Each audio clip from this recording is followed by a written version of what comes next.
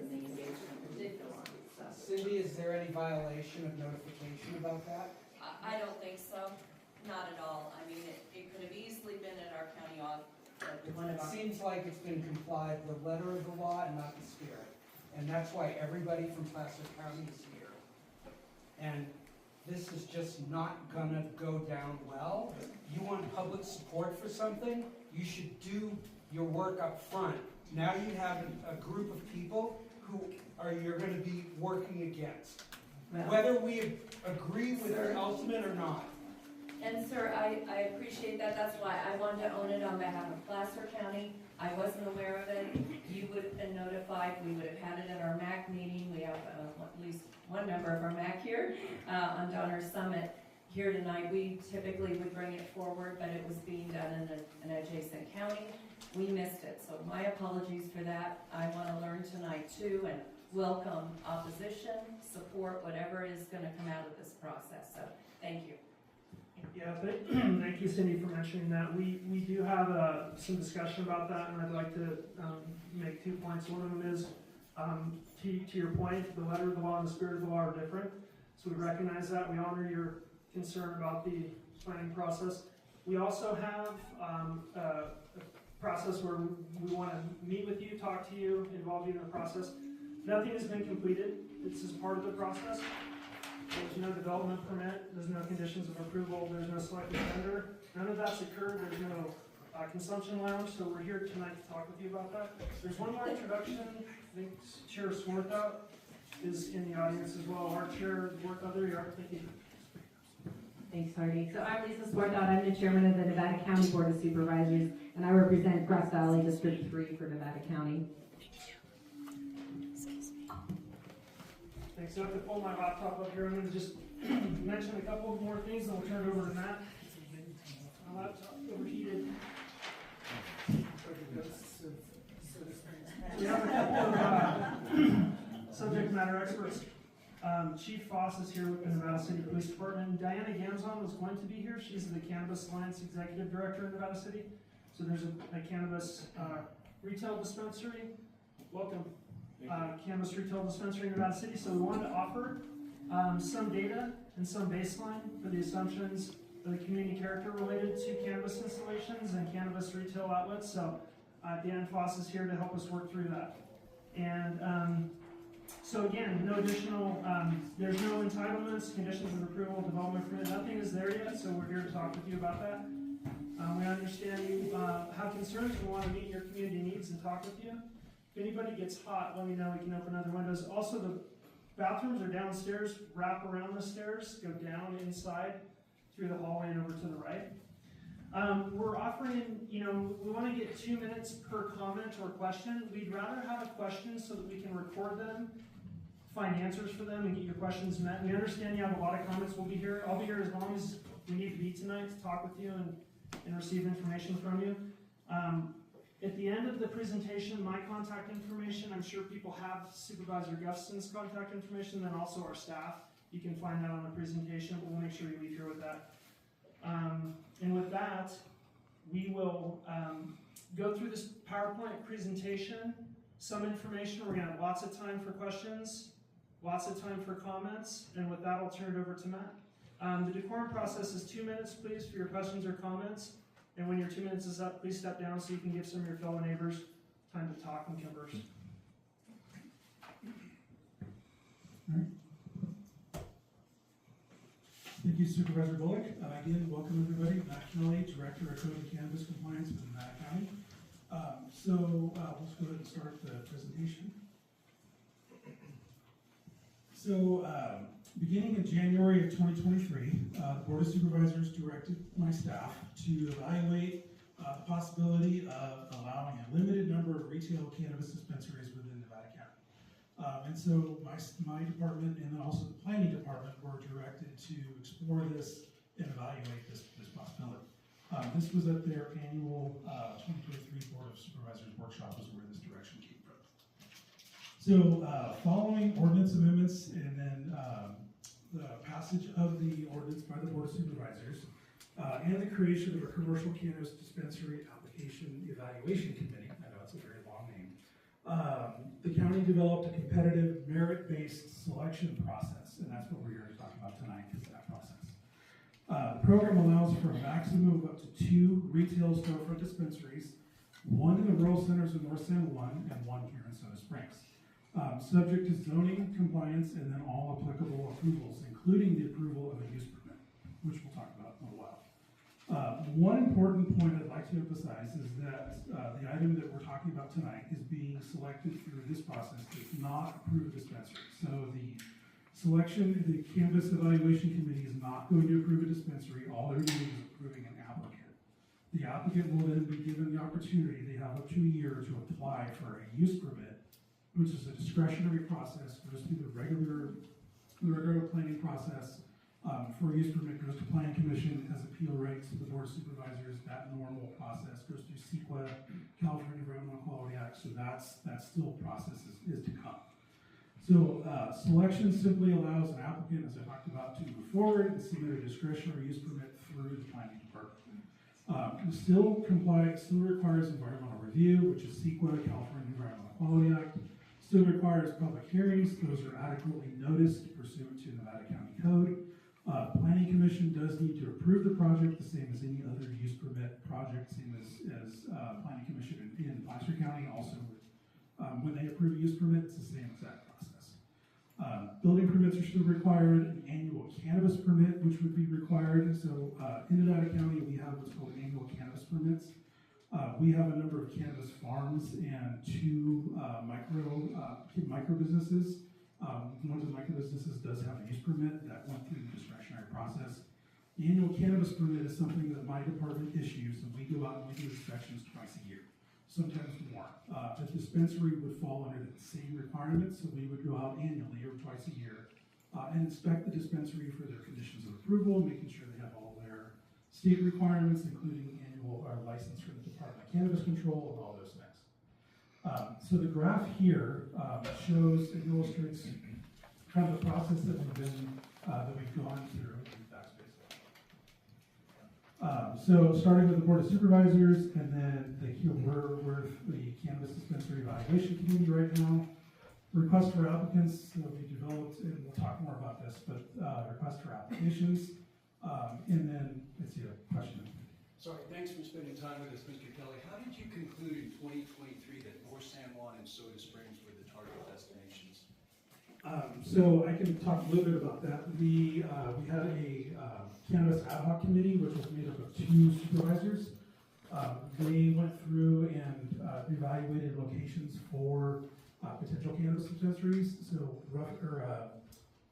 Penn Valley was also considered, as well as South County, and then ultimately the Board of Supervisors collectively, when they voted to amend the cannabis ordinance, changed it and allowed it to be within Soda Springs and North San Juan with the 2 locations.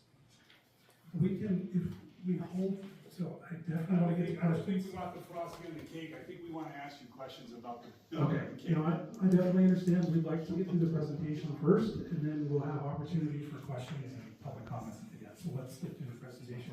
If you can hold your questions to the end, please. Next slide. So these are the 2 maps. I do apologize, they're a little hard to see. I can send them out graphically and digitally if you'd like. So the one on the left is Soda Springs. These are all the parcels that have been identified to allow potential cannabis dispensaries, or a potential cannabis dispensary, singular. And the other one on the right is North San Juan. Those are the parcels that have been identified to be able to allow a potential dispensary. They do have to meet distances from sensitive sites, in which there is one that's located in North San Juan, the church. State law does require setbacks to property lines, as well as our own Nevada County ordinance requires setbacks to property lines, just the same as any other project.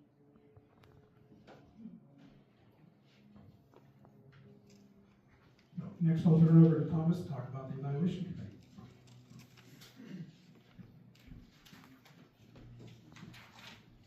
All right, thank you, Matt. Again, Thomas Miley, Nevada County Cannabis Compliance, Senior Cannabis Compliance Officer.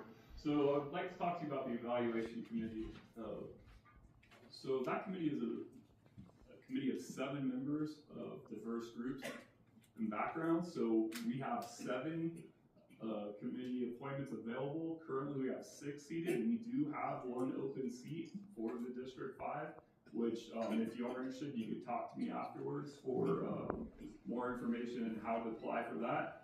So the current meeting, we have a public health retired official, we have a engineer, we have a cannabis cultivator, we have a small business operator. We're looking for the most diverse group for that committee to take everybody's consideration, as that's both from South County and to the East County. So what the role of that was to develop an application that would be the catch-all to see who is best to apply for a potential permit to operate a cannabis. So again, not a project. We're interested in the person who would be doing the work, their qualifications, their background, how they'll handle their staff, and what their relations with the community would be. So we had 4 meetings to go over these applications and develop these meetings. Some of the points, the qualifications, their financial disclosures. Not only are you sounding appropriate, have you had the history to be able to pull this off to act appropriately. Security. The largest issue that we changed the applications over the time frame to develop was the community compatibility and engagement. Who is right for the community? So that was the main driver. We changed points on the weighted scale to way more on that end than others. We have those packets in the back. If you'd like to go over them, I'll be able to discuss them with you. So as Matt said, the responsibility is for this committee to rank, score these individually, separately. We'll come back to a meeting and we will have their findings. That is at a public hearing, public comment is available. And we'll probably anticipate having multiple of those meetings at that time before anybody is awarded the opportunity to potentially apply for a use permit application. And as Matt stated earlier, and you'll hear it again, is this committee does not approve a project, a specific location. They're just looking for the best person that they believe will act for the community. So we are going on July 14th, currently to have that application packet adopted by the Board of Supervisors and the request for applications circulated. And then at that time, we will have somebody potentially selected to have the ability to, in the future, submit a use permit application.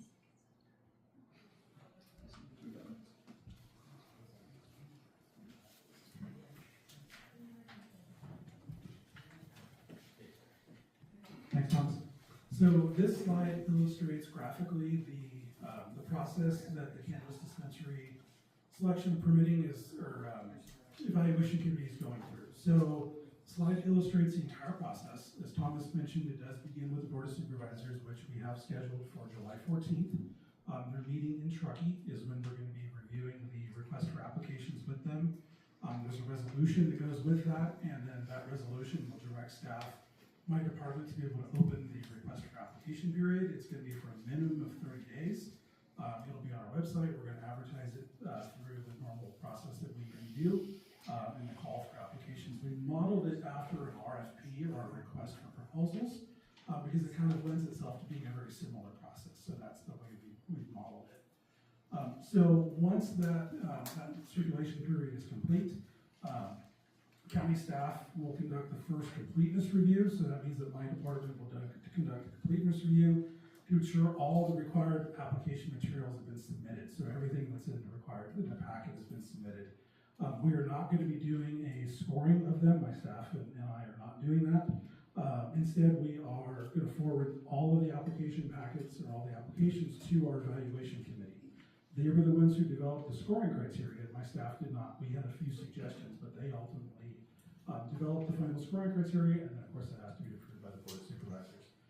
So the highest ranked applicant will then be invited to submit a discretionary project or discretionary application for a use permit. All the meetings that the committee do are open to the public. They're in the Board of Supervisors chambers in Nevada City. They are advertised and noticed. We'll increase the noticing of those to other folks, just so collectively we can all be aware of what's going on. But they are open to the public. It's completely transparent and open process, and that was by design. Are these positions voluntary, or is there an honorarium attached? They're completely voluntary. They serve at the pleasure of the Board of Supervisors. They're all appointed by each individual board member. Supervisor Bullock has 2 members, as well as Supervisor Hook also has 2 members, because that's where the dispensaries would be located. So from that point forward, and David will talk about this a little bit later on, the project, after the applicant's awarded, the project will move to the planning department, and then that's where they will take over the process. They'll process the use permit and do all the normal planning project requirements, and David will get into more detail on that a little bit. So this slide talks about how the applications will be reviewed. So as Thomas had talked about, so the request for applicants requires applicants to demonstrate experience, qualifications, operational readiness, and their ability to successfully operate a compliant business. Applications are evaluated in several categories, including business qualifications, ownership experience, financial transparency, operations, security, workforce practices, and overall neighborhood compatibility. The project is going to have to be compliant with Nevada County Code, including the Eastern Nevada County Design Guidelines, which David can talk a little bit about too. So the evaluation committee will independently review each application using the standardized evaluation criteria that they developed and overall approved by the board. The board did defer their ability to approve applications to the evaluation committee, so they've given that authority to the evaluation committee to promote overall fairness, transparency, consistency, and objectivity when evaluating all the applicants. There is also an appeal right after an applicant has been selected. There is an appeal right that somebody could file an appeal with the clerk of the board office, and then that would go to one of our hearing officers. It does not go back to the board. The board did delegate that authority to a hearing officer. It's the same as it's the same process as for a code violation case. We have a hearing officer that somebody can appeal a citation or a code violation, and that is a independent person. We contract with 2 law firms that are in Nevada County to fulfill that role. So that's how we would do an appeal if one was filed. So the process was developed by the evaluation committee to evaluate applicant qualifications, business practices, along with opportunities, as I mentioned, for public comments. There will be a public hearing, so there will be opportunity for public comments. There'll be a presentation by the applicants, along with my staff, of their overall submitted application, and then the evaluation committee will take those comments into consideration when they're scoring the applications. The committee will then go away, score the applications, and then come back in an open public meeting and then talk about it in open and transparent fashion, why they scored the applications the way they did, and then ultimately award the application to an applicant. So this slide talks a little bit about the timelines and sort of next steps. So the county, as I talked about, has completed the policy development phase, including the ordinance amendments, creation of the evaluation committee, development of the request for applications, and preparation of the environmental scorecard. So the next milestone is July 14th, where the Board of Supervisors meeting will consider the approval of the request for applications and the environmental scorecard. So on the right, or actually left, is you see the little where we're at in the current step. So that will be done on July 14th. If approved, then my department will open the application window as soon as we can get all of that ready to go. We're anticipating that to be late summer into is when we're anticipating that. Staff will then, once the applications are received, which is going to move into probably late summer into early fall, we will then review them and then present them to the evaluation committee for their process. We're anticipating it's going to take several meetings to do this. And then once an applicant has been selected, then the applicant will be able to move forward with the use permit process for future approval. So we're anticipating through early winter is when the evaluation committee will make their final selection. So a little bit about opportunities for public comments. So I want to emphasize that there are multiple opportunities for public comments, public participation throughout the entire process. This has been designed to be an open and transparent process. All meetings of the evaluation committee are public meetings. They're not done in secret. They're completely open to the public. The Board of Supervisors chamber is the same as any other public meeting of the county.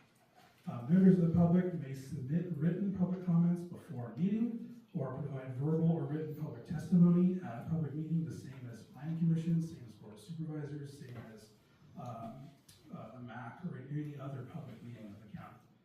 Public participation is welcome and it helps to inform the process. We also, just for your knowledge, we do have several sheets that are up around the room. So we are soliciting written public comments tonight along with verbal if we put some areas that we've heard some concern about. So there's opportunity just for to provide written public comments. And we'll make sure that we cover that tonight too. So encourage everybody to stay informed and participate throughout the whole process. So with that, I'll turn it over to David to talk about the planning process.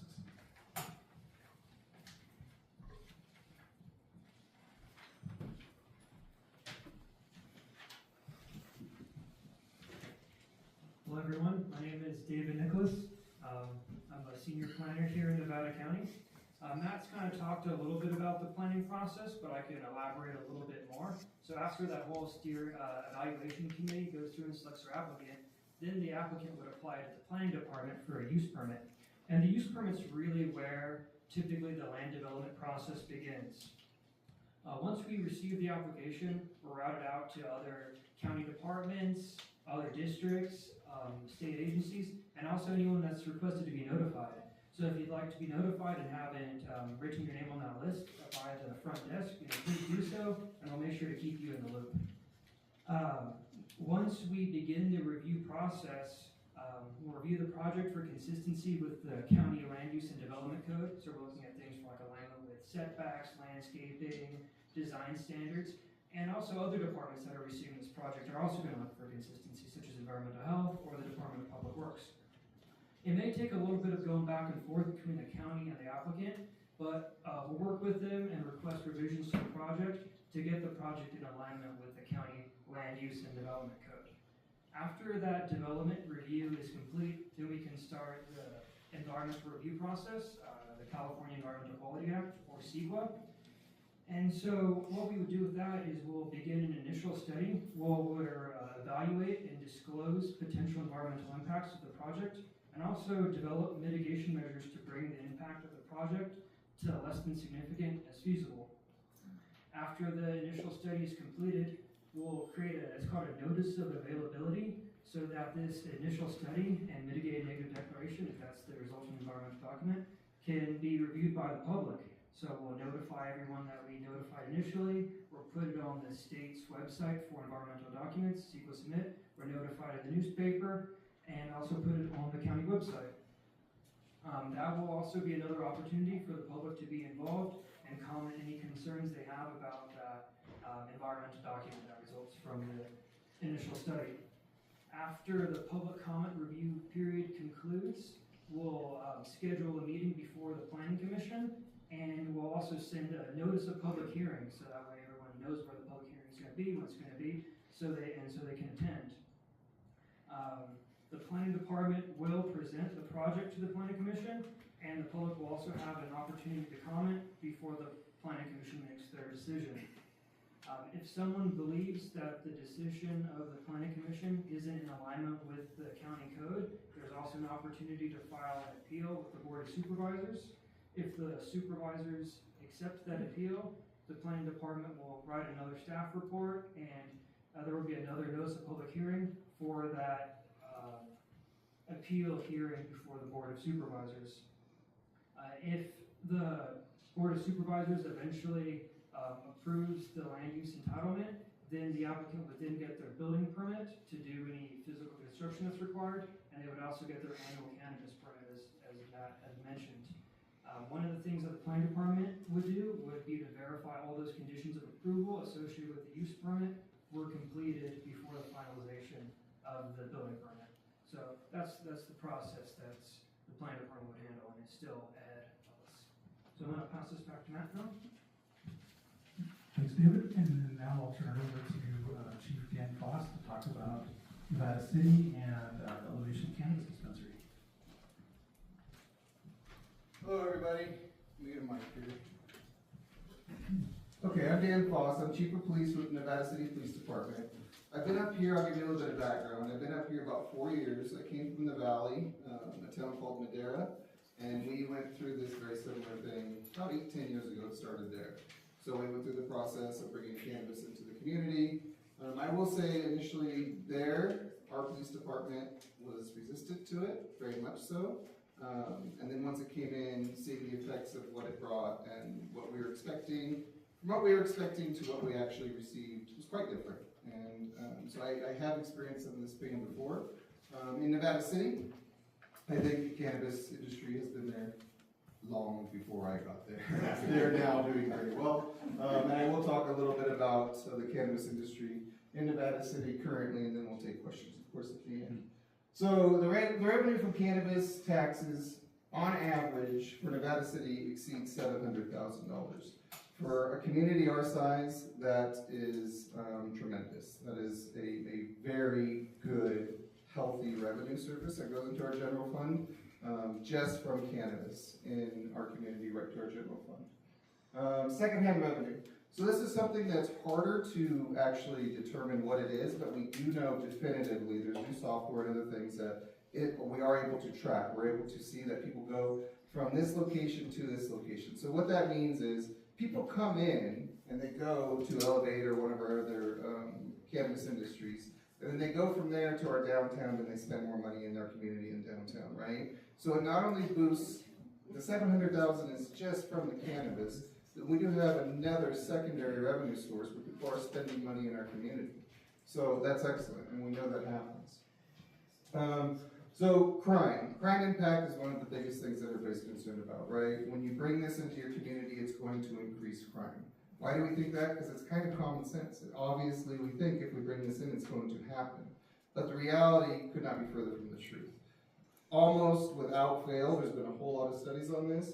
There has been no measurable increase in crime, and if there is any measurable metric, it's always lower in crime. It lowers crime in the neighborhoods where these are introduced. Well, how can that be? We'll talk about that more if anybody's interested in it, but criminals like soft targets.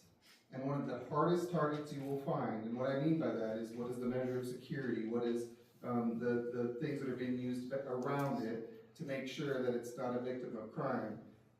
We joke in Nevada City that Elevate, they have more security than my police department. It's probably not a joke. They honestly have more security than my police department.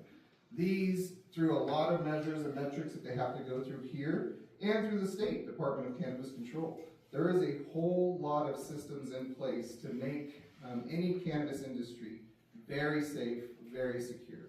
I don't think they touched on it much, but even like their video surveillance has to be maintained for at least 90 days and shared with law enforcement if requested. So just those things. All their doors have to be secured in different ways. If people are coming in, it has to be that they're ID'd and it has to be verified that they're adults.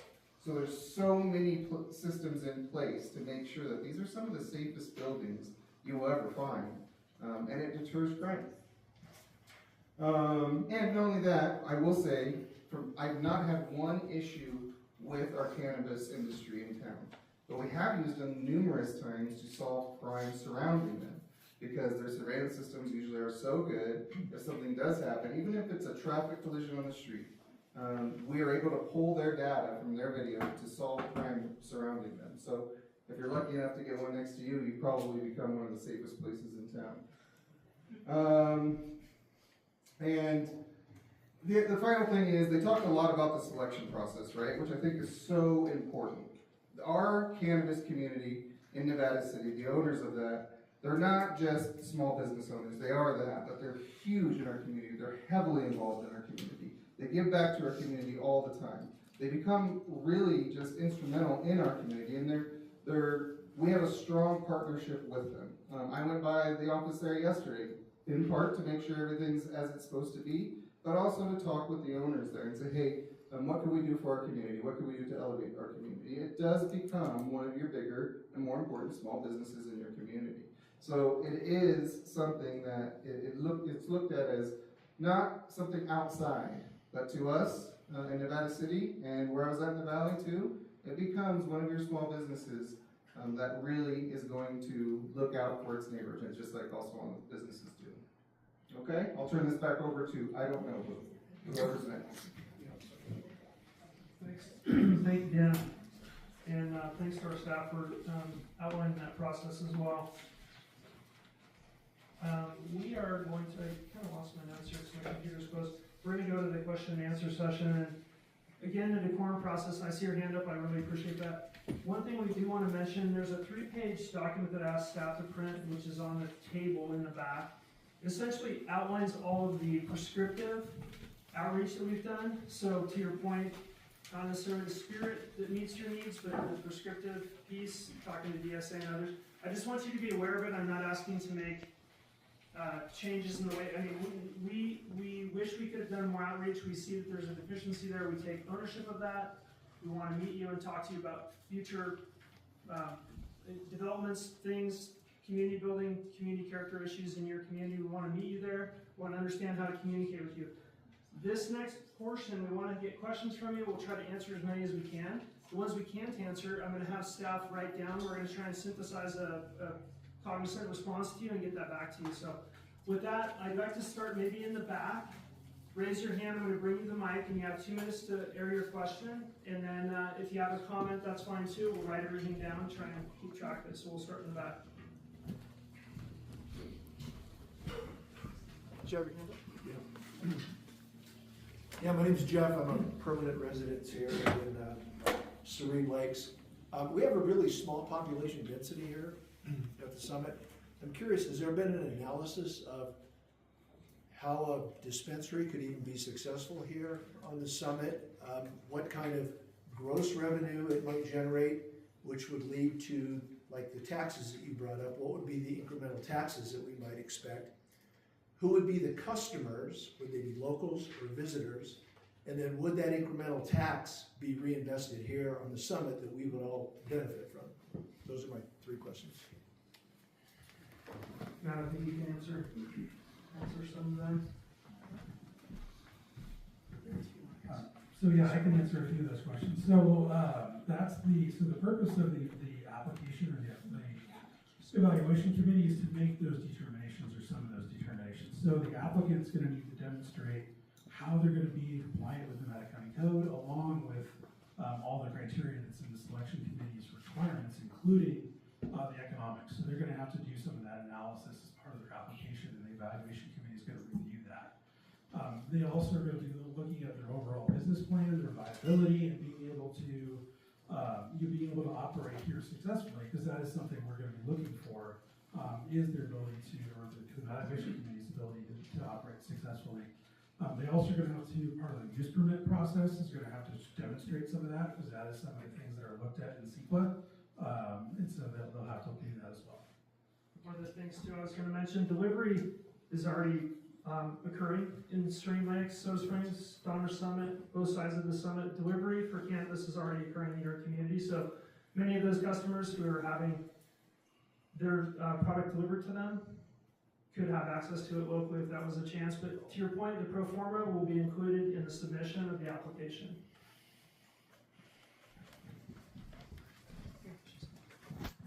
I hear, my name is Edward, also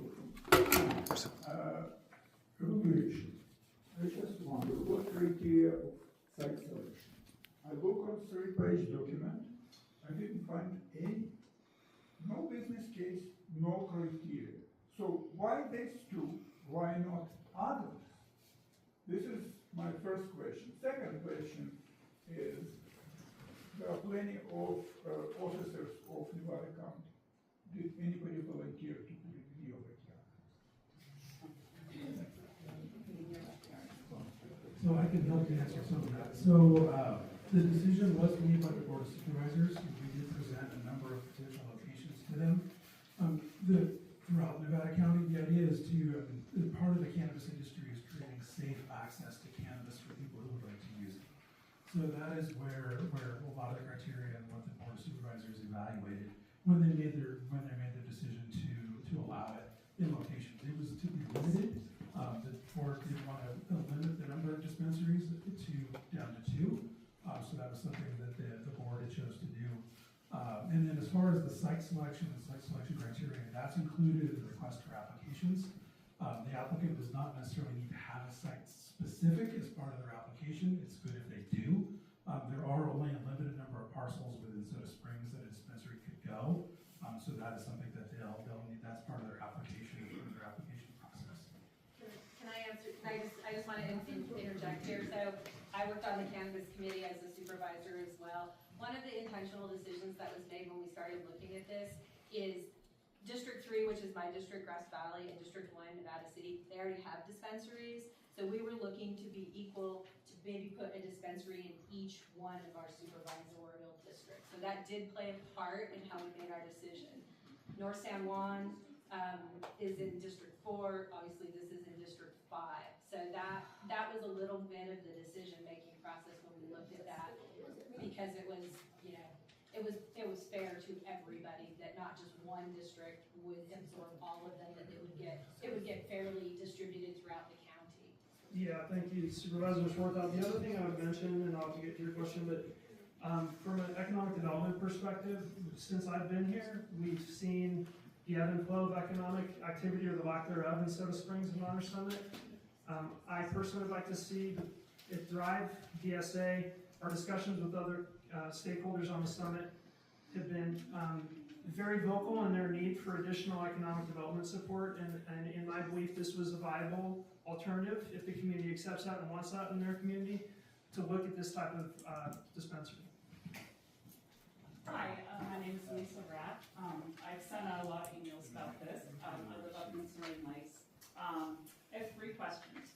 Why is Nevada County in all of its, first of all, thank you for all of your work and your presentations. But the horse is out of the barn. I mean, it's way out of the barn. So this is talking now about all the steps we can do after the horse is out of the barn. So I'd like to ask about how the horse got out of the barn. Yes. Why has Nevada County, in all of its replies to our recent concern emails, failed to mention that the proposed dispensaries in other similar rural communities, such as the Higgins Valley area and Penn Valley, were dropped as possible sites following local public outcry in 2024, leaving only 2 remaining sites, Soda Springs and North San Juan?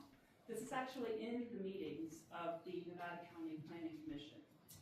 Why did Nevada County, number 2 question, officials decide, given that the public hearing in Soda Springs in July of 2024 was attended by 4 people, none of whom were residents, one of whom was a cannabis dispensary representative, had informed the local community sufficiently, and then could pass into ordinance the possibility of a dispensary in Soda Springs?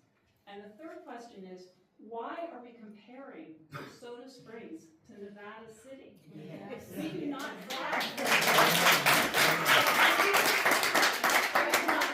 a police department. We do not have a sheriff. We have someone who might get here in 30 minutes, 40 minutes, depending on what other crisis, whatever thing they have their hands full. Okay, and I'm just going to throw out one last question, because I don't think I've had my 2 minutes yet, which is, why in an area where we work so hard to preserve fire safety, so hard, would we introduce a substance which is vastly more potent than what was used 20 years ago by the Beatles in an area where we're trying not to have any fires get started by mistake? Those are my questions.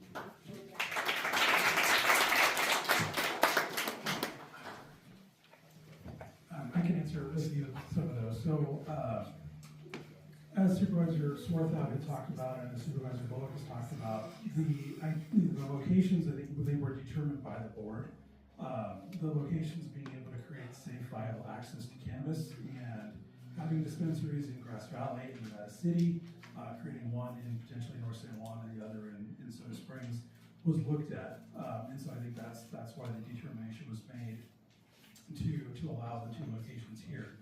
Other questions, so I think some of your other questions regarding... I'm sorry that you didn't really answer my question. Penn Valley and Higgins area, why were the dispensaries dropped in those areas? The community concern on those areas and the demand for cannabis in those areas was seen to compete directly with both Auburn and Grass Valley. They weren't seen as viable locations, and the board didn't support them. So community concern led to the dropping of those as I possible think sites. those are your words. I think community concern and the demand for the product being located close to Auburn, which has retail outlets, and Grass Valley, Nevada City. This is farther than any of the other retail cannabis dispensaries in Placer or Nevada County, so you'd have to go to Incline or Nevada City. Does that make sense? Answer your question? So And it's then your not correlation to fire and cannabis, accessibility. I completely didn't understand. I don't understand your correlation to forest fires and cannabis use. Is there something there that you asked about? Yes. And you're saying that people who smoke cannabis start forest fires? Just like people smoke. With all due respect, cannabis My son's impairs. fire prevention officer for Plumas County. Okay, I just want to be clear that we were trying to make that correlation. Yes. I'm not familiar with that. I've never heard that before. Well, I can Next. tell you as a psychiatrist, cannabis impairs judgment, and impaired judgment. No disagreement there. Okay. No disagreement. Okay. Fritz. Hi, Fritz Schrichte. I live in Nevada County, in the Soda Springs Rural Center, where the cannabis dispensary will be located. And, a couple things I'd like to talk about. First of all, I disagree with some of the other commenters about the market potential. I think it's going to be enormous, given the fact that there's nothing between Nevada City and the Nevada state line that's going to compete with it. Delivery, I don't think is really advertised, so I expect there will be an enormous amount of business in this establishment, potentially higher than you're seeing in Nevada City, which is $700,000 worth of tax revenue, which is, for us, as everybody knows, when you drive into Soda Springs, we have a population of 97 people, okay? It's significant. We have an opportunity, okay? The Board of Supervisors has a meeting on July 14th, and I don't think that it's, I think it is interesting that that's also Bastille Day, because you obviously have a few folks here ready to revolt. And Hardy, I think you have an opportunity at this board meeting to talk about a requirement, not an idea, but a requirement, that a portion of that tax revenue go to the Soda Springs Rural Center alone, before any permits are approved. If this thing goes through, it's an opportunity for us. We did an area plan and good things were done, but unfortunately, a lot of the changes to zoning and things like that and code aren't being enforced unless there's a complaint. So the economic development we were expecting from that never happened, as you know. So again, I think this is a huge opportunity. I'm not necessarily opposed to it, even though I'm going to be, right next to it. And, I'd love to see a requirement because, the police department talked about great community cooperation from the Nevada City outlet, but that's not a requirement.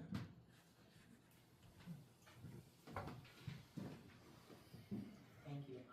My name is Terry, and I'd like you to talk about the so-called events that are going to happen. We were informed that these cannabis dispensaries can hold up to 8 events a year, and I'd like to know what those events are.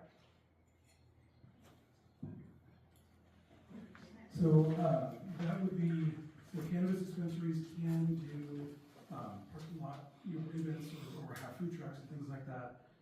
Events or an event permit would be required for events that are open to the public.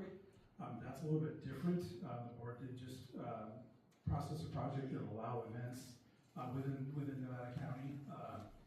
That's a little bit different.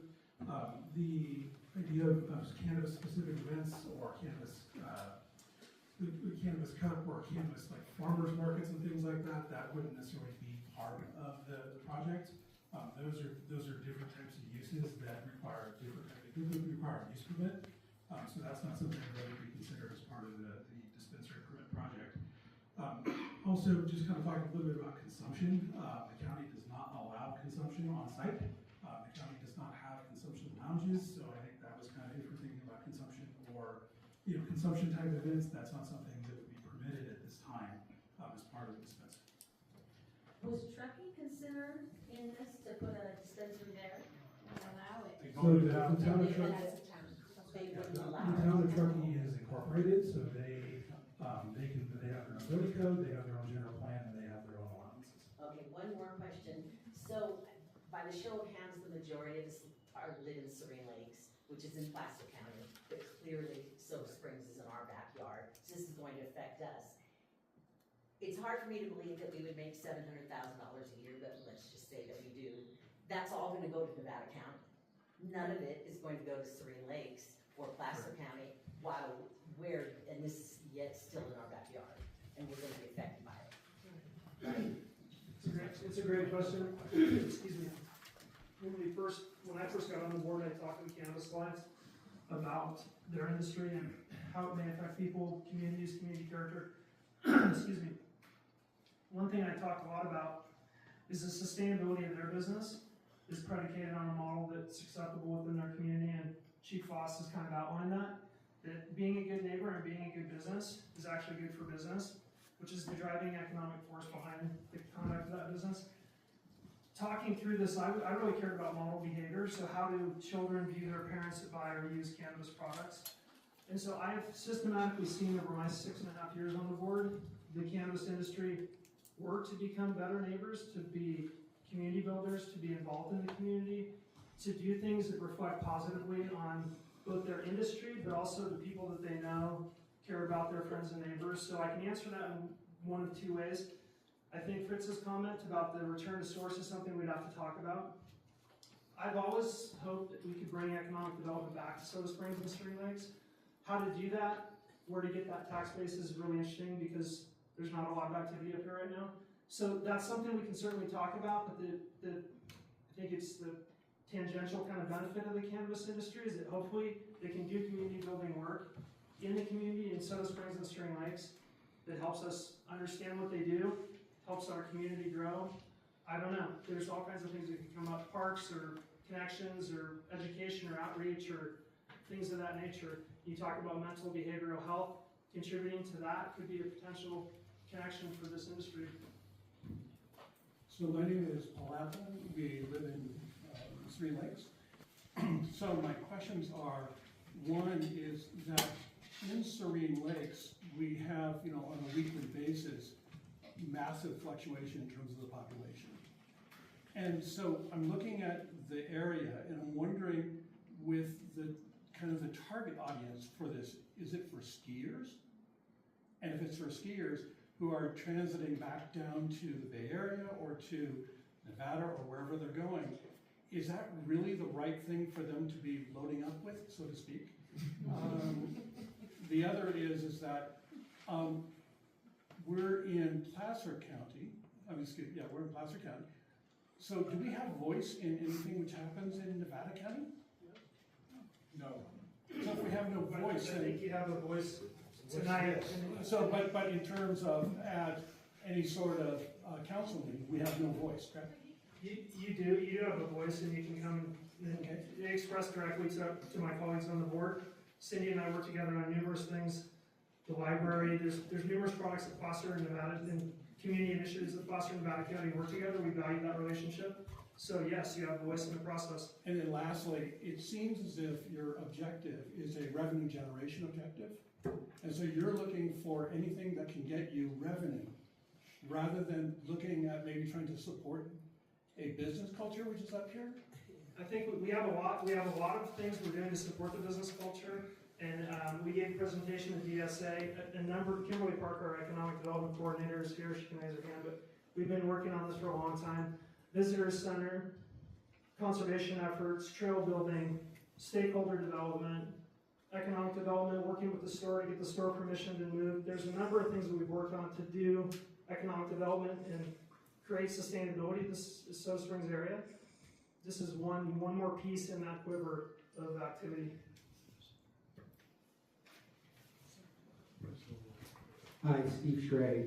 I don't want to beat the dead horse about notification, but I will tell you that from the 24 issue, given that supervisors from counties probably pick up the phone and talk to each other, it feels like there was the intent of not letting people know to get and to bamboozle your supervisors to approve this.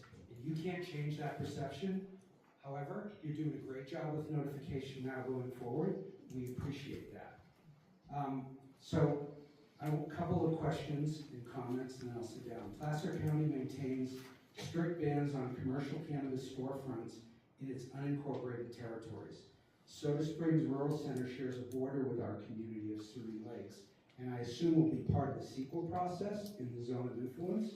Supervisor Gustafson, will you issue an official interagency letter of concern to Nevada County urging them to respect this shared border? My second question. Do you want me to answer right now? Yeah, please do. You know, I'm here tonight to hear my constituents and represent you. So no matter how I feel personally about issues, I'm happy to bring forward a letter of concern. I find that Nevada County works with us all the time. We have interagency issues between bridges, highways, libraries, fires, fire prevention. So I know that Supervisor Bullock, Supervisor Swartout, they work with me all the time. So I'm happy to send that letter. I don't know yet until I do hear from everybody in the room what are the concerns and can they be addressed. So my last question, and then I'll sit down, is there are two schools on Old 40, elementary school down on below Plagada, and the Sugar Bowl Academy up the hill by Sugar Bowl. Truckee Unified School District runs a bus route, a school bus route up and down Old 40, right through your commercial district, including bus stops to pick up kids. I would like to understand how the mitigation measures, given your requirements for avoiding those kind of areas, are going to be addressed, and will they be in the requirements that are going to be put into the up for approval to the Board of Supervisors on the 14th? So I can answer a few of those questions, and I also would kind of defer to David as for the planning standpoint. I used to be a planner, so I understand the planning process too. So regarding the sensitive sites or the locations of the schools, those are already accounted for in our zoning code. There's a 1,000-foot, or is a 500-foot setback from schools for sensitive sites. Bus stops are not considered a sensitive site. That's not something that was identified in the environmental impact report that was done for the cannabis ordinance as a potential sensitive site. That's not something in state statutes as well. And then regarding neighborhood locations, and I would refer to Dave a little bit on this for the CEQA analysis, that is something that is taken into account. Neighborhoods and neighborhood compatibilities are something that CEQA documents do talk about. David wants to go over a little bit more on that. Conditions of approval, just to be clear, are the subject and jurisdiction of the Board of Supervisors and or the planning body, correct? So it's the condition of the sign, the placement, the advertisement, the presentation, the landscaping, that's all open. So to kind of expand on that, so conditions of approval are, they are subject to review. They are subject to review by the Planning Commission. The Planning Commission does have to approve them. And then, of course, the Board of Supervisors could also approve them if the project is appealed to them. So each department does submit reviews and submit comments on the project when we get to that point. Including my department and my staff, we regularly review cannabis projects and submit comments. Planning does take all those comments and put their development conditions of approval. Everything from parking, lighting, landscaping, setbacks, traffic. Traffic is analyzed, hours of operation, signage, all those things are reviewed and analyzed as part of the project for a use permit. Question back here. All right, thank you very much. You guys are doing a terrific job at, bringing the information forward. I'll go back to what I said earlier. This all transpired in 2023. I'm kind of speaking to my supervisor right now. This is a majority of Placer County people here. This is not in our back door, this is in our front door. And this is going to change the profile of our community dramatically. We're not being represented adequately. I don't feel like the communication between the two boards really happened in a timely fashion to give this kind of consideration. This is the largest police presence in 40 years of being here I've ever seen. Right? So that's a good, I mean, I've been here for 20 years, right? Long-time property owner, and thank you for joining us. But really, that is the reality. We are way out here. We are in the middle of the snow. It's a very unique community. It has no comparison, Chief, to Nevada, Canada, or specifically Nevada City. It is just completely different, completely unique. I'm asking for your help. We need your help. Yes, please.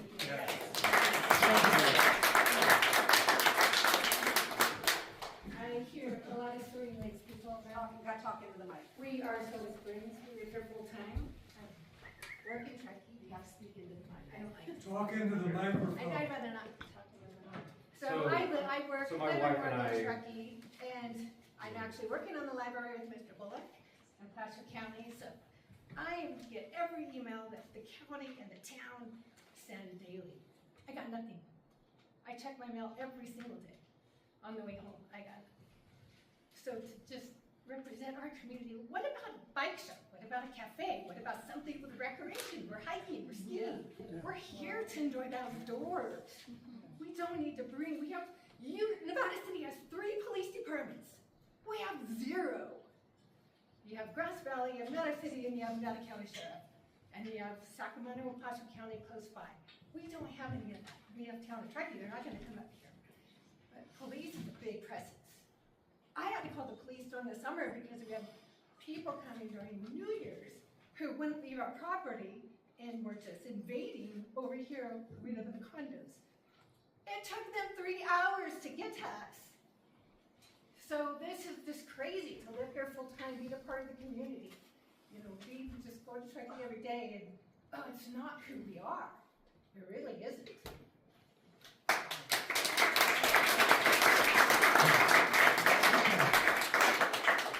So I'd like to comment on a couple other people's comments. The gentleman up here that said, I'm Soda Springs homeowner here.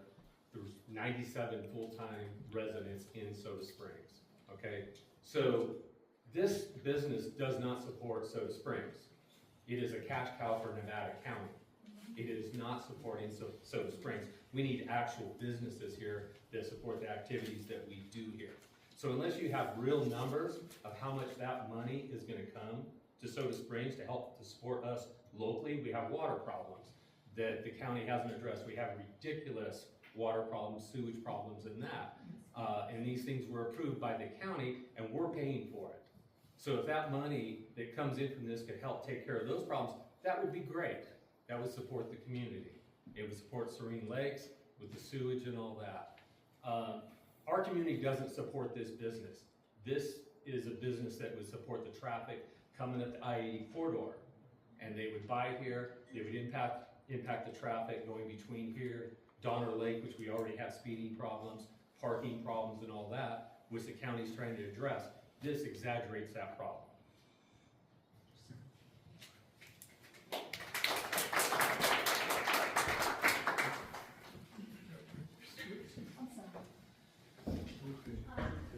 My name is Ruth Todd. I'm an architect and a planner, and I work with a lot of planning departments all over the state, and I do understand the cannabis situation. It's been a hot topic at many planning conferences.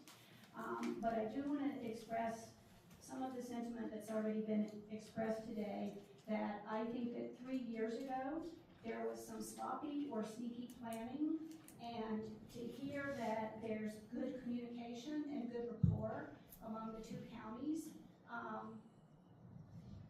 did not happen 3 years ago, and I think that's why people are here upset. People here are upset, not about what cannabis business is going to be selected, but the fact that there were land use decisions that we were unaware of, and that there doesn't seem to have been an accurate public process of notification.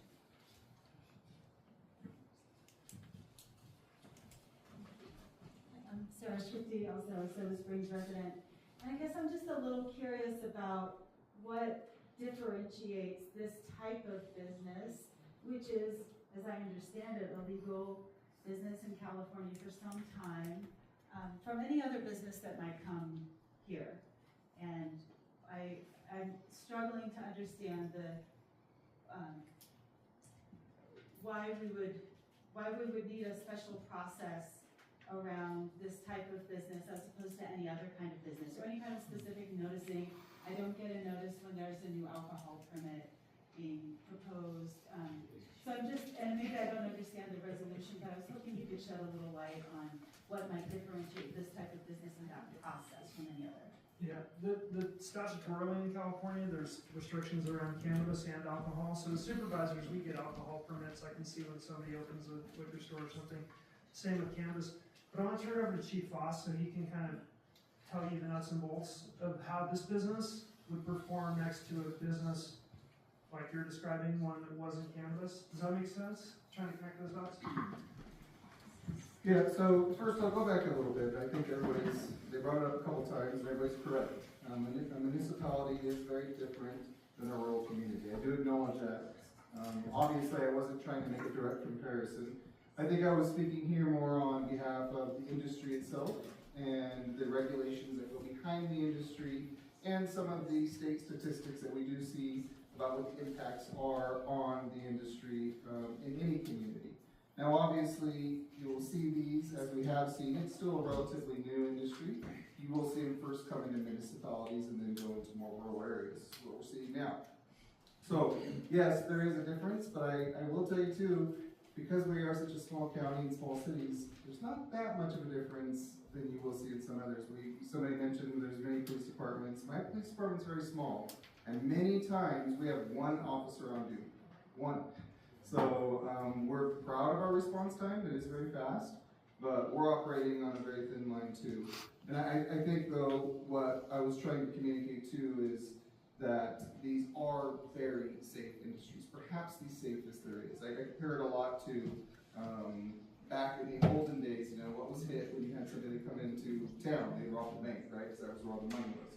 Over a series of time, they realized, okay, we need to make these the most secure banks there is, or the secure facilities there is. Now they're never robbed. Banks never hit because they're very secure. We learned from our mistakes, and when we went to this industry, they're the safest industry out there. So they're almost never targets of crime. To your question, why do we have to go through all this different process for cannabis than we do anything else? That's a great question. And the reason is because just like everybody in this room, when California decided to make this legal, right, there was a lot of fear and caution around the industry.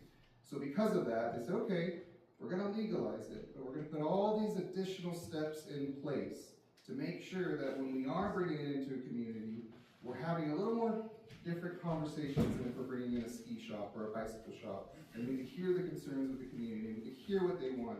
And it's been helpful, I think. It's actually been very helpful in us, in the community leaders, and law enforcement, and learning, okay, what does the community want to see? If this is going to come into a town, what do they want to see to make it feel a little more comfortable when it comes in, right? I honestly do feel that when they are brought into place, almost all the concerns are usually addressed, and I haven't heard personally of once they come into town where anybody's been like, oh my gosh, this was a mistake. Usually when they come into town, like I said, every statistical number that we've seen is it's lowered crime, if anything. Now, there were some questions too about traffic impact. That was a huge concern. Nevada City, you know, somebody else mentioned, this community has very different population on the weekends than it does on the weekdays. Have you ever gone to Nevada City on the weekend? Because it's terrible. Even me, as a chief, I'm like, I can't get into town. I don't know how I'm going to get in there today. So we see a huge difference in population. And traffic concerns was a major concern for us. It's on Searle Street at Argyle in our Seven Hills area by our main grocery store. And one of the major concerns was, I'm not even going to be able to go to the grocery store because it's going to impact us so much. There was no measurable difference in impact control whatsoever. There was not any measurable difference. Even at a very successful business, which does quite a bit of business in that area. And I would venture to say this one would operate somewhat different, where I don't think it would have really any traffic concerns over here. Would more cars come into town? Probably. If you have any successful business, you're going to have some people come into town. What I mean by measurable, is it going to impact the drive of what people are driving? I don't believe so. But that's just what the statistics have shown when we're building these different facilities. Does that answer your question a little bit? Does it answer the question you're hoping for, Supervisor? We got another question, I think. Yeah, I just, you know, the problem I have with this is it seems to be cherry picking of data. I mean, the beauty about AI is that I can fact check you guys in real time, and there is no evidence that it definitively lowers crime. It's mixed. You speaking on? There's no evidence that it definitively lowers or that crime is unchanged. It's mixed. And the problem here is, you know, living your on and off for 30 some odd years, I would say, you know, in the early days, yeah, there may have been a community benefit in that, you know, Serene Lakes was the home for a lot of ski lift workers, and, you know, they liked smoking pot. That demographic has changed. The area has become more affluent, and as I've seen this area become more affluent, it's become more of a soft target for crime. So, and knowing friends in CHP, this response time up here in the summit is slow. They're often the ones that are having to answer the calls. So my point is, we seem to be cherry picking evidence to support Nevada County's position, which is clearly a money grab. But my point is, okay, if this does go through, now it's about contingency planning. So if we start seeing a pocket of soft crime coming up in Serene Lakes, what is the plan? If we start seeing more accidents along Donner Pass, particularly along the winter, what's the plan? Because the customers are primarily going to be the Sugar Bowl transients. And I don't know if it's a good idea, like the other guy mentioned earlier, to have people under the influence driving along Donner Pass, which in itself in the winter is very tenuous. I mean, just even having a Tesla up here, you're liable to get in an accident. Yeah, this element and everything else. So what are the contingency plans that you guys have if there's a problem? I mean, I can start with the first part if you want. Okay, so I appreciate that. I know we all have a cell phone, power of the world in there. We can look up information as I speak to you. I don't know what statistics you're looking at. We rely solely on Department of Justice and FBI data that does real-time crime tracking. That's pretty much what we're going to utilize to get my information that I'm going to quote. I don't know of any others because I have referred to it quite a bit, because this does come up quite a bit, that shows an increase. There is some studies that show just a steady flow, or it doesn't change really one way or the other. I haven't seen really any studies, any credible studies that I've monitored, and I do it for a living, that have shown a measurable increase in crime in one of these facilities that are brought into place. And then again, I think part of it is gonna, you know, your second part is what would the plan in place be if we see all these different, we don't have anybody here from CHP unfortunately, so I don't want to speak for CHP, but I can speak for the regulations department with the Department of Cannabis Control. They are not allowed to smoke in the parking lot. They're not allowed to smoke around the facility. And what I have seen from all the different facilities that I have worked with directly, both in the valley and here, the cannabis community has changed quite a bit from what some people are used to. You're not buying, it's more of a craft industry. For example, when I just was getting the numbers yesterday from our cannabis community, which as I understand it, is relative to almost all of them.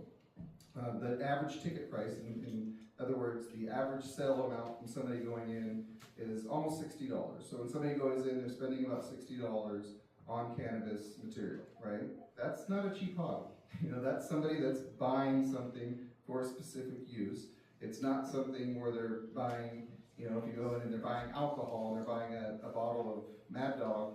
I don't know if that's still made, the old 2020, but you know they're buying that, and they're going to drink it as soon as they get out of the store, right?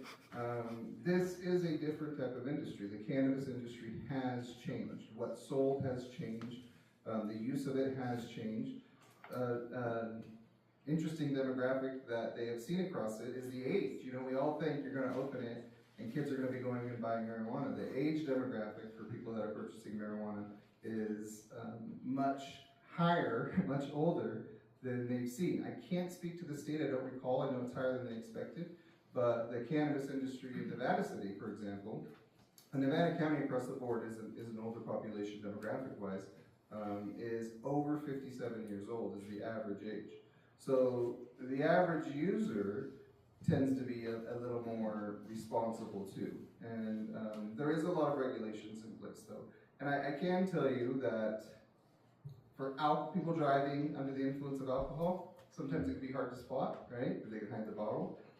We've all been behind a car that you can smell marijuana. And I can tell you right now, CHP is very well trained in that, and they will enforce that. I do know they enforce that, and all law enforcement does. They're not here. We don't have to. We don't get to. I'd like to hear from the Nevada County Sheriff about their plans for patrolling, and, I mean, they don't even come for traffic at Soda Springs Resort in the winter.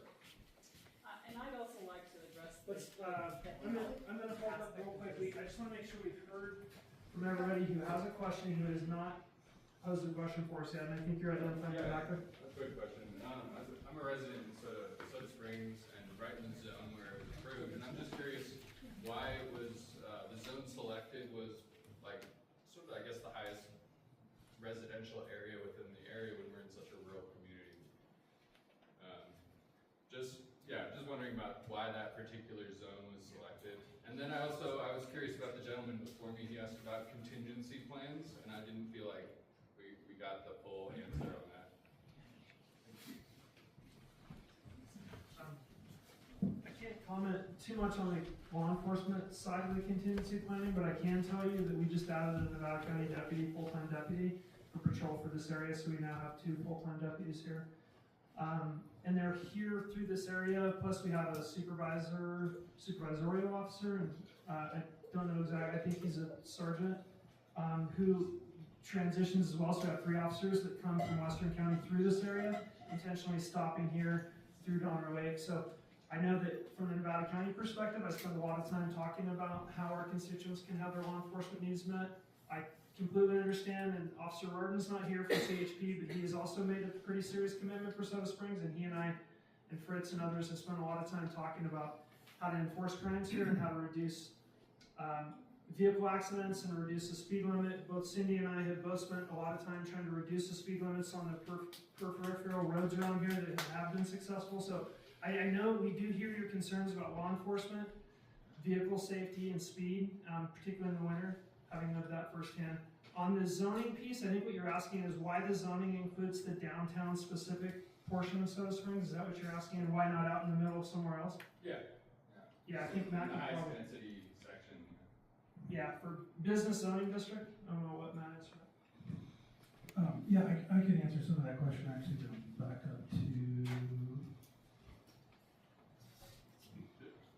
so, the zoning that was identified to allow cannabis dispensaries is M1, which is light industrial, BP, which is business park, C1, which is community commercial, and C2, or C1, which is neighborhood commercial, and C2, which is community commercial. So those were the zoning districts that were identified to allow cannabis dispensaries in. And so that is kind of similar to other commercial businesses that are similar, that operate within those zoning districts. So that's the zoning that it's allowed. So in looking at the maps, this is, as I mentioned earlier, Soda Springs is on the, left.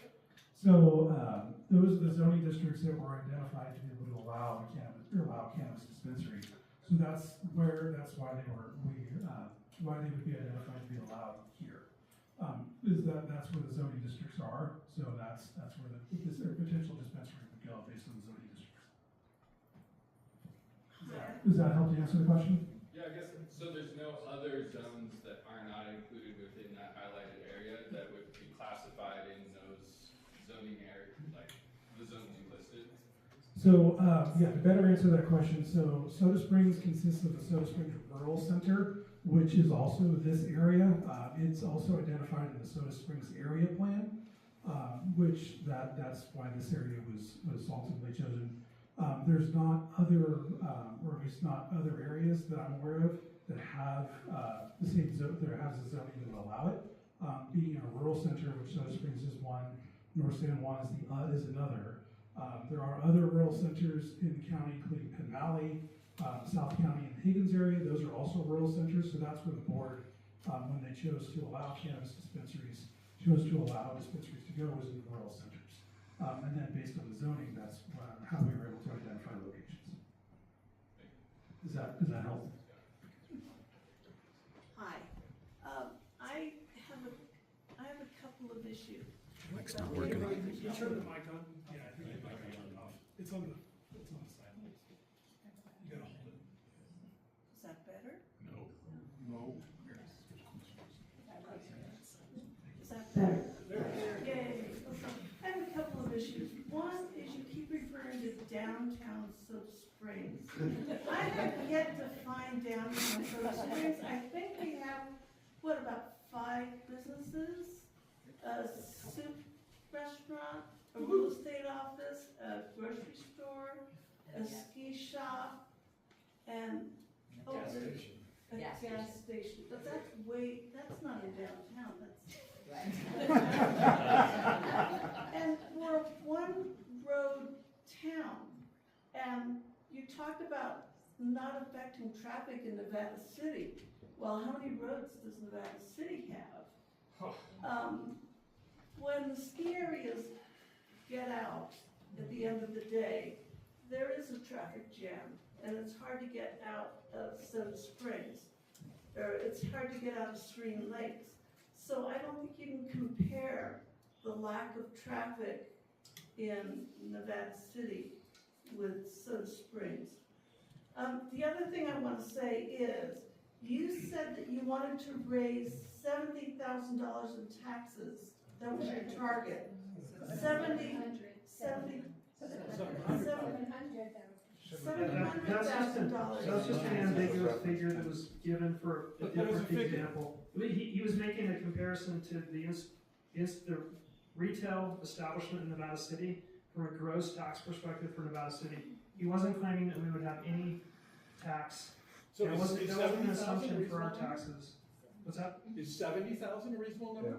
We have no idea. It's all going to be based on. So all of this is being done for a number that you don't know what it's going to be? Our hope is that we would find a retail purveyor, somebody who would run the cannabis dispensary and provide a pro forma, a business plan with a track record, financial assumptions, and show us how we could all benefit from it. Within that will be probably a community character or community development plan, and we'll talk about the storefront and how it's, how it looks, how the signage is.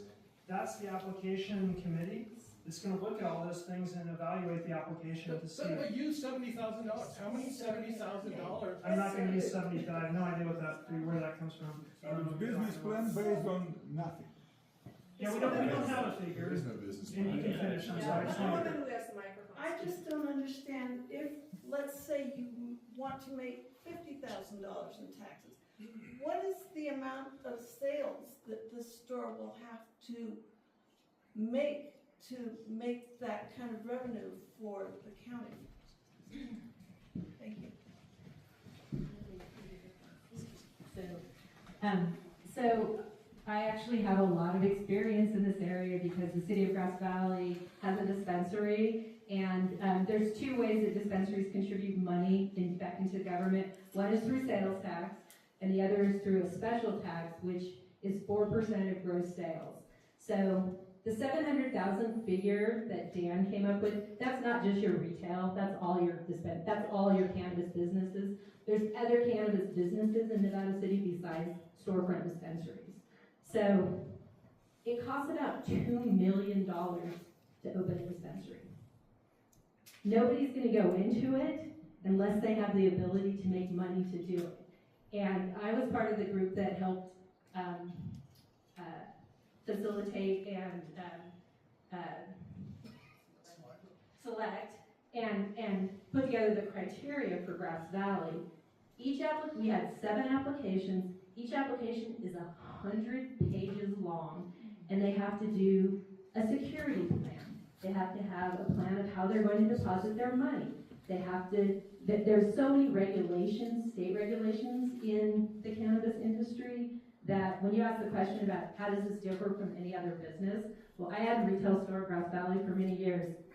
I didn't have to do anything except go get a business license. These people have to jump through a million hoops to do it. So you get people who are business people who have to have the capital to be able to do it, and that's all the kind of stuff that we evaluate through the process. But when you ask the question of how much money can a successful business like that, I'm gonna guess somewhere Grass Valley's special, not their sales tax, but their special tax revenue is between $200,000 and $300,000 a year. So that kind of gives you a baseline of what it is. I know there's a lot of fear, and I totally understand it. I've been working on this since 2010, but I think what the chief of police is telling you is really how it has worked in Grass Valley and Nevada City, and it has not been detrimental to our community. Now granted, you guys are in a rural environment. It is different. Who's going to be your customer? It's going to be people driving up here from Placer County, from the Bay Area, from Sacramento to go skiing, but it's not, dispensaries are usually open 10 or 12 hours a day, so it's not like they're all coming and going at the same time. The traffic is dispersed throughout the day. So it's much different than, I think, what your ski traffic is. And I'm happy to answer any questions in regard to kind of the operational end of the dispensary, just because I've done so much work and research in this. My name is Wolf Siegel. I write as the farmer in the sky. I've been listening. What I do, part of what I do is I design production facilities for cannabis. I talk with the owners of them about process improvement and about the things they run into. Everyone I've talked to for the last 7 years, one of the first things you hear out of their mouth is that they want to be good community members. They do things like, there's a place up in Oregon where the little town has another deputy now because of the business paying for it. I heard people from Placer County, which I guess is the majority of you. I'm new to Nevada County. I've moved up there in January. But I hear you saying that you didn't get notice. Okay, you're here, so you got some kind of notice. It might not have been what you most desired, but you did get some notice. And saying that you don't have a voice when you're sitting in a meeting where you're giving your voice, that's a little silly. I'm sorry, I don't mean to insult you, but what you really need to look at in whether or not you want the thing is whether or not it can benefit you, and figure out ways that you can do it. It's going to happen. And the idea that you've got. What kind of bullshit is that?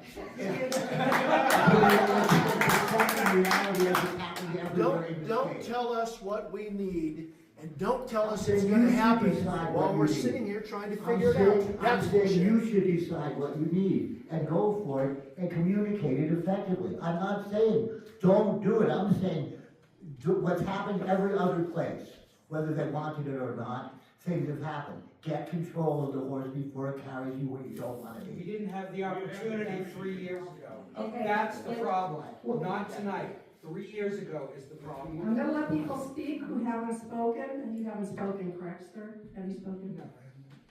I have a question. Wait, sir, you have to wait for the I'm sorry. microphone. In case no one did the math, that 4% figure return on, or the tax revenues from a business like this, you'd have to make $17 million a year to come up with $700,000. I find it hard to believe that a shop's going to generate $17 million right here in Soda Springs. And the other point is, what if one person dies because somebody's under the influence? This is dying again. What if somebody dies because someone's under the influence on an icy road coming from Sugar Bowl down to wherever? How do you weigh that against even this crazy number of 700,000? If we're basing our enforcement on whether or not an officer smells marijuana in the car when they pull them over, they're selling edibles. They're not going to get a smell. So I question the whole safety issue. You're interested in, I don't know if it was a comment or a question. Yeah, that's a question. I have a question about. Chief Foster. So I mean, obviously that's going to be just one aspect how we enforce it. I do want to say that one of the reasons we're here, whether we like this or not, with cannabis in general, same reason we're here with alcohol. Prohibitions never work. So what we have brought into place and what we have found is effective as law enforcement officers is when it is able to be monitored to some degree. When there is a black market, which if we think people aren't smoking marijuana, or if we believe that, oh my gosh, if we open this, all of a sudden people that never smoked it are going to start smoking marijuana and cannabis up here, that's not the case. We're not going to have new people using cannabis because it's open. It But just you gotta regulates concentrate it here. It just regulates it so that we are able to better monitor. So, in almost all prohibition cases, we do find it that once it is to some degree monitored, it's easier to control. Now, am I saying I'd advocate for legalizing everything? No. Obviously, there needs to be, we have to measure it and see what the impact is going to be, see what the usage is, see how we can control it. So yes, there's many things that can happen if we open a cannabis facility. But again, what we can only rely on, and we do have a lot of that data now, is what have we seen from other facilities being opened? And what we have seen is there is no increase, and if there is any measurable difference, it's generally a decrease. So we do know now, we are not the tip of the spear here. Are you talking about We have crime? a lot of data, Are you talking everything. about crime or accidents? Everything. We haven't seen an increase in accidents, we haven't seen an increase in traffic issues. What about ER visits? I don't know about that one. I can speak to that. ER visits for Yes. marijuana? Yes. I don't know about that one, yeah, I don't have the data. Yeah, no one has said anything about health impact. Okay, we're gonna let. And then the second part, was there a second part? Oh, I do want to speak again, I'm sorry, I shouldn't have probably said the 700,000, but I do want to just, it's already been said, I want to overemphasize this. I wasn't trying to give you what a number you're showing, I'm trying to show what we are receiving in Nevada City. It is overall. The vast majority of it though does come from our one dispensary, and it's including sales tax, you did the math, but that's an extra 4% plus another sales tax plus permit fees. There's many fees that go along with it. So, and I think just from the one store, it's about 80% of that 700,000. But I am not speculating on what this store would bring. That's just what we brought into Nevada City. I have a quick question about medical marijuana cards. I understand it takes a doctor, and then you have to have a certain condition to get those. There is also a recreation card, which an individual can go in at one time and buy 1 ounce. 1 ounce makes 84 joints. The problem at hand here is how do you control those 84 joints to a bunch of kids coming up here, skiing, campers. You have an element of uncontrollability. That's why marijuana is now being accepted, is law enforcement and the government could not regulate it or handle it. Too many resources, too much money, and so, well, we'll regulate it, and we're gonna soft sell it to the public because we're making revenue, but at what cost? There are medical concerns, not short term, there are some short term, but long term, that are gonna continue to overtax the medical system, and you're gonna have more and more people that can't afford medical care because we're allowing these very problems, we're okaying them. So the question at hand here is, how are you gonna control it past the point of sale? You can't. And that's very unfortunate. And that's what results in possible forest fires, roadside accidents, skiing accidents. They're very unforgiving, but you can't control it. So why allow it, or why put in more dispensaries to subjugate and also create a larger unenforceable problem? You can't present data. So, I will say that, again, we just have to rely upon the data. And what we have seen, which is very encouraging, we should all be very happy about this, is since it has been legalized and monitored, and Department of Cannabis Control requires dispensaries at our opening doing a lot of education for youth of the negative impacts of marijuana, the youth usage of marijuana has actually decreased. So since we've allowed cannabis, the youth has decreased usage of it. Now, I think they're using other things that are just as dangerous that we have to combat, right? It's just a circle that we're always fighting something else. But we're seeing, this should be positive news. We should be like, oh, this is working. Some things that did pass that we are putting into place are actually working to our benefit. We're actually seeing an older demographic that's using this substance for different means than I think our youth probably was. Your point to, can I control it past the point of sale? Absolutely accurate. I'm not going to pretend that once it's sold, we can't control it. But what we do know also now is we've eliminated the black market because the point of sale has become so high, you're not going to be able to sell it to youth anymore. It's become very expensive through the point of sale, through taxation and many other methods. An ounce of marijuana when I was working the street was very cheap. It was very inexpensive. It's very expensive now. It's gone up in value. So youth can't afford to use it. So basically we use capitalism to kind of just get youth out of the market. And I don't think, I could be wrong on this, but I don't think a medical marijuana card is even required for marijuana. There's just a standard of how much you're allowed to have. You're allowed to have a certain amount of plants, and you're allowed to purchase marijuana. So that is something, when they were going through the process initially, when they were still trying to figure it out, you had to have a medical marijuana card. It made it very difficult for law enforcement. It was almost impossible to enforce, and that was kind of in the heyday of it. Hi, my name is Tim Burks. I live in Serene. I won't rehash points that have been made, but I wanted to ask a procedural question. I was on a Zoom call about 2 months ago.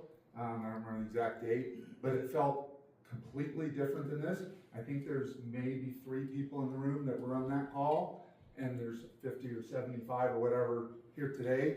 So I'm trying to understand what the purpose of that was and how all of those speakers aren't involved today.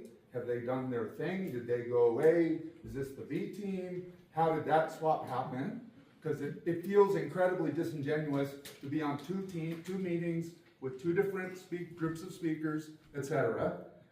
So I just love some quick clarification on that. And then I'd like to highlight 2 things that were said in that meeting for most of you that weren't on that call, because I think there were only about 10 people from what I could see on Zoom.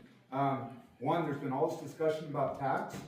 Someone, I don't remember who, I took notes in that meeting, but I didn't write down who had said it. Someone very explicitly said any tax revenue generated would go to the general fund, 0 guarantee that any of it would ever come to the summit.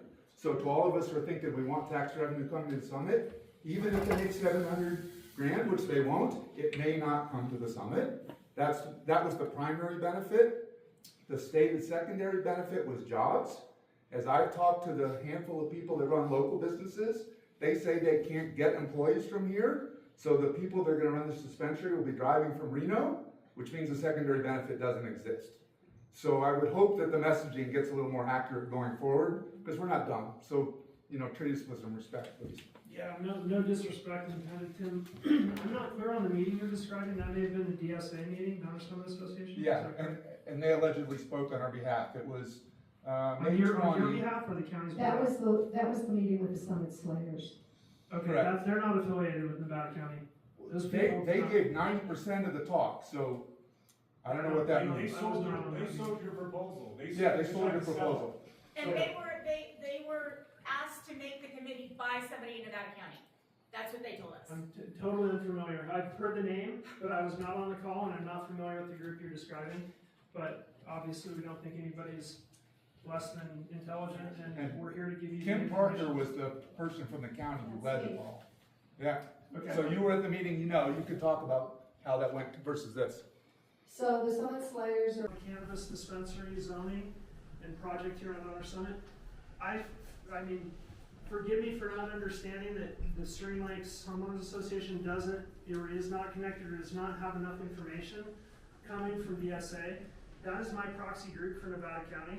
That was my understanding that the entire Donor Summit was receiving that information, so I just want to make that acknowledgement. I know you're shaking your head, and I want to just acknowledge and I recognize that we failed you in getting the information to this group. So just let me say that first and foremost. I don't know, Dick, do you want to say something? You've got the mic there. Well, I'll just say that DSA was interested in economic development, trying to get more economy here on the summit. People want restaurants, people want places to hang out. But this showed up, and it looked like it might be a good thing to pursue. And so we linked arms with the Summit Slayers, and they did most of the research.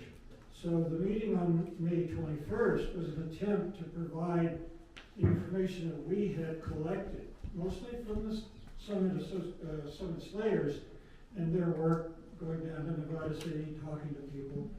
That was our attempt to try to bring this issue out to the people in this community. And obviously, the Zoom part didn't work very well. We tried to do a hybrid meeting, and we just didn't have the technical or the intellectual expertise to carry that off. But we were just trying to bring this issue to the people in the community so you know what was happening and give you at least a preview of the selection process. Now the county is here and you're getting the official story, and so if there are any contradictions, you should believe the people up here and not what was said during the May 21st meeting. I had someone in the back I'm going to go to. I'm going to people first that have not had a chance to speak. So there's a woman in the back that had her hand.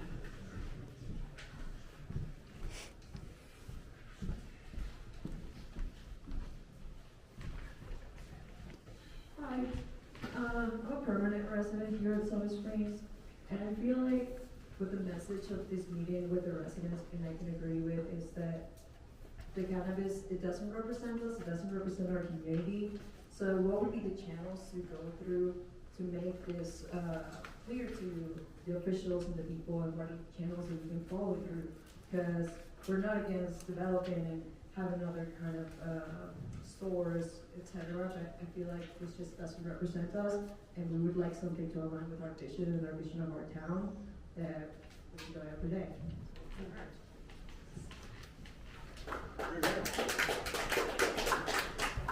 I can help answer some of that. Hi, Terry, Tuggies. I can help answer some of that question. So part of that is tonight, we're here to receive comments. And we do have a number of sticky sheets that are on the walls around, so please provide your written comments.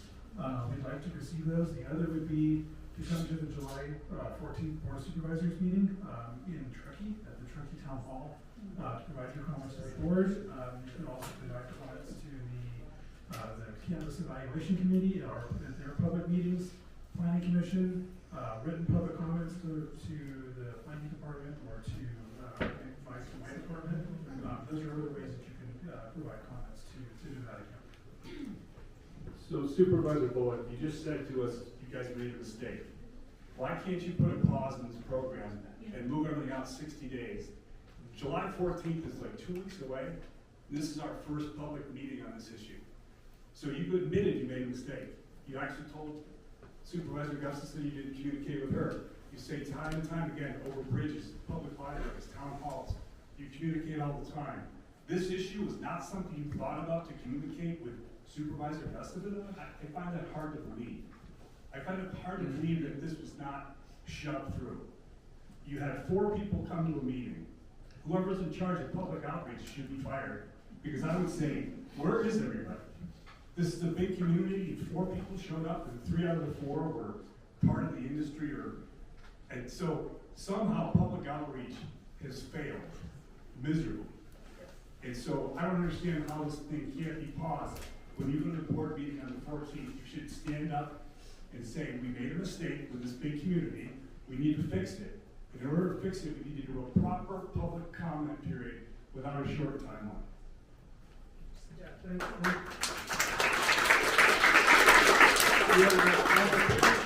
just want to make one correction. That we are not installing a cannabis dispensary on July 14th. We're taking input on a publicly noticed meeting, and by law we did make notices, and I want everybody to read the 3-page document on our effort to make the notice to your community. I'm not saying it's perfect and you're shaking your head. I've listened to you and I'm asking you to listen to me. I just want you to read the 3-page document so you get a full breadth and understanding. It's not going to meet your needs. It's deficient. I recognize that, but I want you to see the effort we made. When it comes to the timing, Matt outlined 12 to 18 months before a decision is made. There's no vendor. There's no location. There's no development permit. There's no conditions of development. None of those things have been selected. You are at the beginning of a planning process. Does everybody understand that? Yes. But It's a 2-part planning process. Yes, Why wouldn't we allow the same discretion the other communities were to publicly outcry against it, like Penn Valley and the other ones? Grab the We were mic so given I that can hear you. opportunity. I'm gonna let you speak. Grab the mic, and then I want you to listen to me. Why weren't we allowed to have the public outreach like Penn Valley and the other place that vehemently opposed it at that time? We weren't given that opportunity. You went from 4 to 2 without our input. We wanted to be back when it's 4. Yeah. That's what we wanted to hear. I understand. The zoning process and the application for the cannabis dispensary are two separate, parallel processes. You're gonna have an opportunity to talk about the planning process, the installation of the cannabis dispensary, and all of the things that come with it. If the community doesn't want it, if people don't want it, I'm happy to meet with your community and other people and talk about the reasons why. Your community is just as important to the community. The jurisdictional boundary means nothing. It means nothing in this process. It means nothing to fire. It means nothing to water. We care about this community. Supervisor Guston and I do communicate. We care deeply about this area, and we will make the right decision on behalf of all constituents, not just the people that oppose it, but all the constituents in the process. You can rest assured I spend a lot of time. I wish Fritz was here and you could tell him the conversations that I've had with Fritz regarding my care and concern for this community. Next question. I'm going to give Supervisor Chair back one quick thing and then we'll go to you. So hearing the comments and the questions and everything today, and I don't disagree with you, 2 weeks, not even 2 weeks now. As the chair, I get to set the agendas for the Board of Supervisors meeting. We will go back and we will take it under advisement to determine whether we will be hearing it on the 14th or not. And we can also separate the two things out, which is the regulatory process that we're looking at versus the zoning part. So if we do bring something back on the 14th, my recommendation to our group would be just the regulatory process, separate out the zoning issue and bring that back at another time. We do have another meeting scheduled in Truckee later in the fall, so potentially bring it back. It will give Supervisor Bullock and Supervisor Gustafson an opportunity to work with your communities more. And it's unfortunate that Diana Gamson didn't come tonight. She's the executive director of the Cannabis Alliance, and I think she has a lot of really good information, industry information, and would love to get her up here to talk with your organization as well. So we are not deaf to what you're saying, totally get it. This is not a done deal. We're not trying to ram anything down anybody's throats. We want to listen, we want to make the best decision that we can for our county as well as your Serene Lakes neighborhood. But it sounds like the decision Wait, we've got the microphone back here, please. Okay.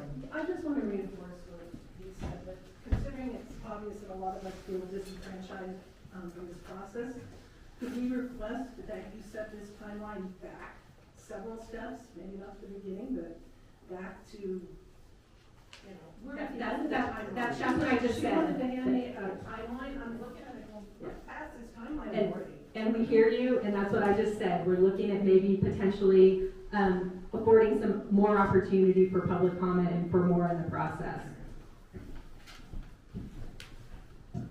Hi, I'm curious, when you have these requests for applications for other dispensaries, how many applications did you get for those? And how many are you anticipating that you would receive for this?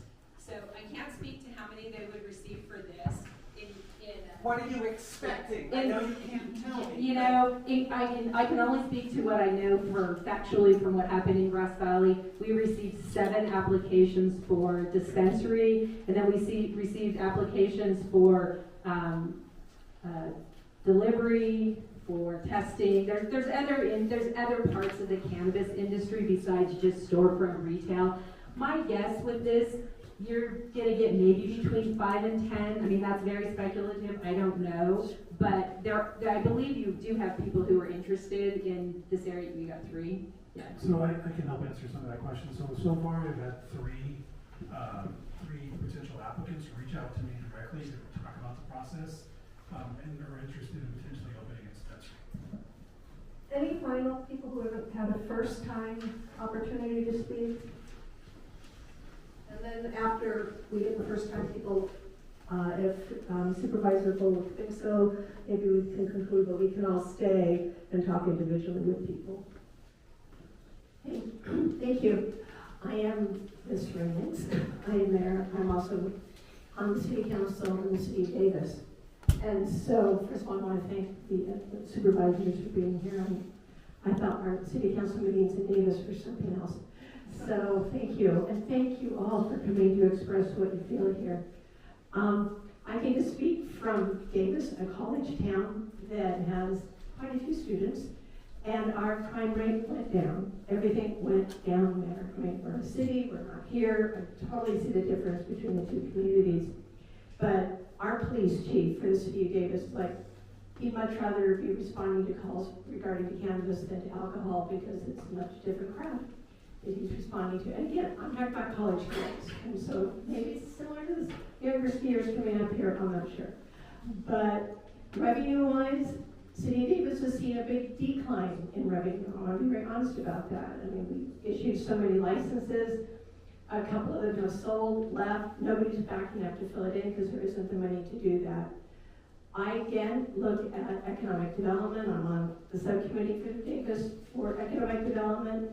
Cannabis is part of the picture. Cannabis is part of that economic development. And so it's a reality of the state that it is here, and I think it's going to be always, I think you said the quiver. Somebody said that's going to be part of economic development. What we can do going forward is have more time, have the community be involved, and we can say, here are our concerns, but please know, I've not heard a concern here that is new to anything I did not hear in the city of Davis.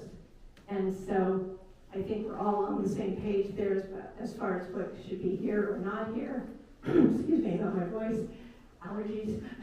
But thank you. I mean, I just have to say, I'm here on vacation. I have a city council meeting next week, but I thought I needed to come tonight to hear what was all being said here, and I appreciate you taking the time to do this. I'm hearing it as well. Thanks. Any final first-time speakers? You spoken? So I listened in via Zoom to the, I think, May 21st meeting, and if I understood correctly, at that time, it was said that the decision was made, it will happen, and it's now just determining who, who's going to be selected and how all that will play out. And I feel like there might be a misperception that there's a chance to totally stop it, and that's not what I heard at the May 21st meeting. They're not the decision makers at the May 21st meeting. Hardy and I are the decision makers on this. I'm sorry? We are the decision makers on this. The people that you were listening to on the 21st, those are not the decision makers for this process. And that's not what was said. The only thing that was said was that the resolution had passed and the process was underway that we're hearing about. Any final first-time Just one speakers? piece on zoning. The confusion around the zoning amendment, zoning changes to the specific plan in the area that Matt was describing. There's zoning all over Soda Springs. There's all types of zoning in your local neighborhood for stuff that probably none of us really fully look at and understand. None of it means anything's going to be built on it. The entire 80 corridor, Donner Summit, going down 40, Donner Lake, Town of Truckee, there's a number of different zoning areas. None of that means that something related to light industrial is ever going to be put in a light industrial area, or a business park development, or open space, or a residential R1 or R2 multifamily. None of that is, the process that we are talking about, establishing a retail cannabis dispensary, is in front of us. We did a zoning amendment, a change to land use zoning in Soda Springs and North San Juan. The entire process for permissioning this dispensary is in front of us. Does everybody understand that? I hope so. I hope we leave here with that. We are here to listen to you and hear you. I'm going to stay here and talk to you when we're done. My office is in Truckee. I keep regular office hours. You go there, you will find me at my desk, and I will talk with you about this. Yeah, so I just wanted to follow up about what's in front of us and sort of, the frustration with how the process has gone so far has been, spoken to at length. Could you clarify what would it take prospectively to remove this possibility, to reverse the vote that led to the situation as it now is?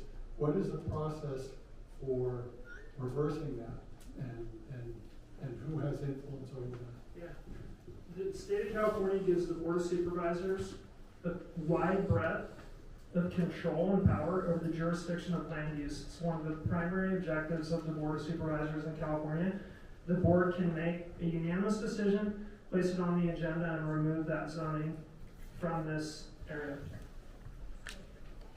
It looks like first-time speakers, right? You guys have all spoken, right?